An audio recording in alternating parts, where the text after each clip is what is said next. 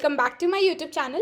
I am Riti Kumari and I'm back with another video on the 𝐒𝐜𝐡𝐶 series. So it is lecture number 13 continuation, and here we would be looking on types of polymorphism, where we would be having a quick look on runtime polymorphism. So before moving forward in the video, are you someone who is looking to upskill yourself? Are you someone who is applying to jobs but getting rejected, even if you are a working professional or a student? So you are at the very right place.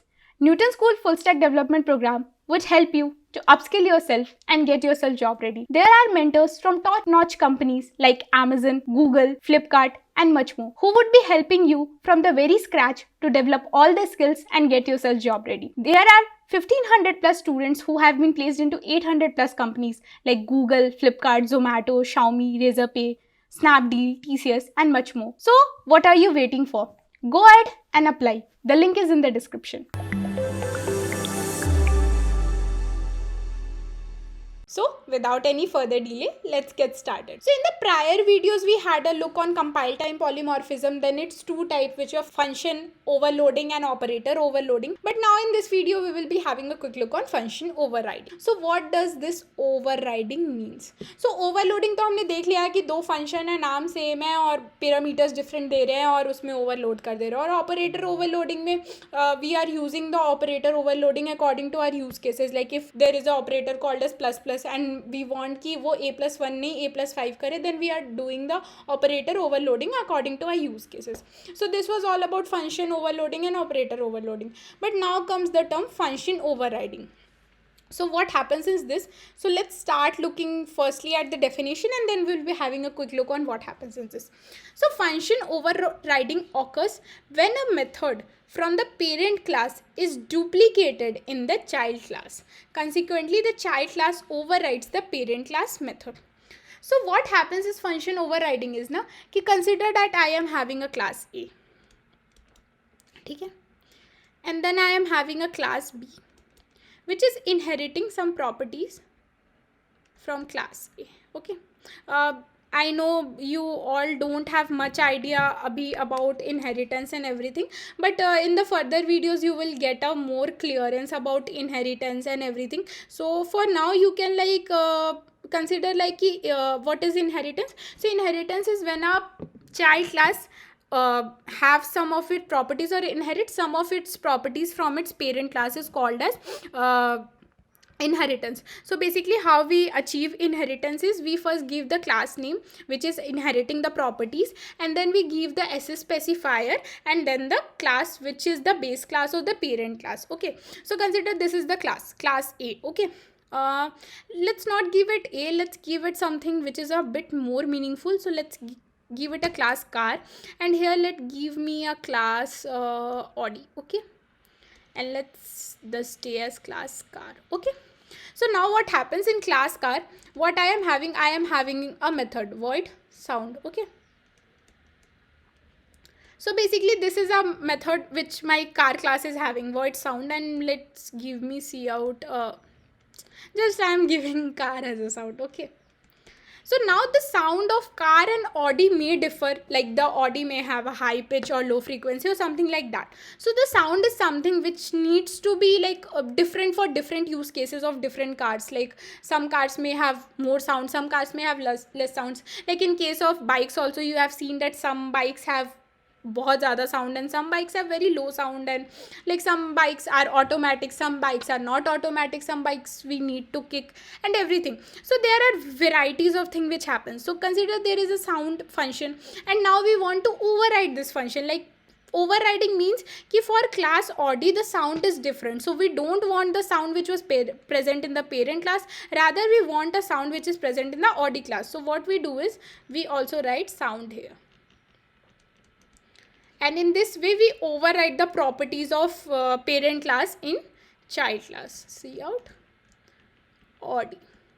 So basically, according to our use cases, what we do is we override the function, like whatever thing is mentioned in the parent class, if it's not something we like, that particular method we want, that particular property we want, but the values for the property or the output for the property which is given, we don't want that. We want to make it according to our use cases. So that is called as function overriding. So let's have a look at the example so that you get a more clearance on the same thing, and then we will discuss more on function overriding. So function overriding, as we know that like inheritance is a feature that allows us to create derived class from base classes. So the derived class is, this one is the derived class and this one is the base class. So the derived class derives some properties from its base class. Now consider that there is one function which is same in both derived class and in the base class. Okay, now if we call this function using any object which is created, the function of derived class is executed. Like consider that I have make a object animal. Now animal dot sound. Now here I have created dog and dog dot sound. So this is a bit clear. Animal dot sound we will call, so this will call this particular sound method, and when we call dog dot sound, this will call this particular method. But what happens if I create a pointer of this particular class animal? So what I was saying is ki consider that in this particular way we are creating an object of the, let's give this thing as, this is a base class and this is a derived class. Okay, derived class. Now what happens is, consider that I am making dog. So I have created an object of this derived class. Now what I am doing is, I am creating a pointer of base class. Now what I am doing is, I am providing कि just to make compiler at the run time realize, या dynamic binding के time पे उसको realize करना कि हमें किस particular class के मेथड को कॉल करना है. अगर साउंड मेथड कॉल हो रहा है तो किस पर्टिकुलर क्लास के मेथड को कॉल करना है. What we do is we use this virtual keyword. So basically whenever we give this virtual keyword ना, व्हाट हैपन्स इज कि जब भी वर्चुअल कीवर्ड यूज़ करते हैं तो यहाँ पे हमने कर दिया वर्चुअल वॉइड साउंड. नाउ यहाँ पे वॉइड साउंड किया है, तो अब जब भी रन टाइम होगा तो यहाँ पे क्या होगा कि ये वाला जो पर्टिकुलर मेथड है ये compiler wouldn't ignore it. It will take this particular line in consideration and then it will call the dog वाला भौबो. So I guess things are getting a bit complicated. So let's थोड़ा सा अच्छे से देखते हैं. So here dog. Okay, so I have created an object of the derived class. Okay, now I am creating an pointer of the base class. So basically animal, pointer animal, and here I am giving the address of the derived class. Okay, so ideally what is happening कि animal is a pointer which is pointing to this, since it has the address of this particular dog class. Consider this as address x14. So now here it is x14, so it is pointing to this. Now whenever we are calling method, whenever we are calling animal sound, so ideally animal is pointing to this, so dog का जो sound है that should be called, but this is not called. This is called because compiler ignores this method, this particular address assignation in the early binding. What it does is it sees कि animal का भी animal बना है, तो let's call the sound of this particular animal. It doesn't takes into consideration this. But in late binding, whenever we provide the virtual keyword here, it takes into consideration this ampersand dog and the address is assigned here. Now what happens is कि animal का sound is called, तो animal is since pointing to dog, तो dog का sound is something we get into the output. So this was all about virtual function, late binding, and how function overriding takes place. I hope you get a bit of clear understanding on the same.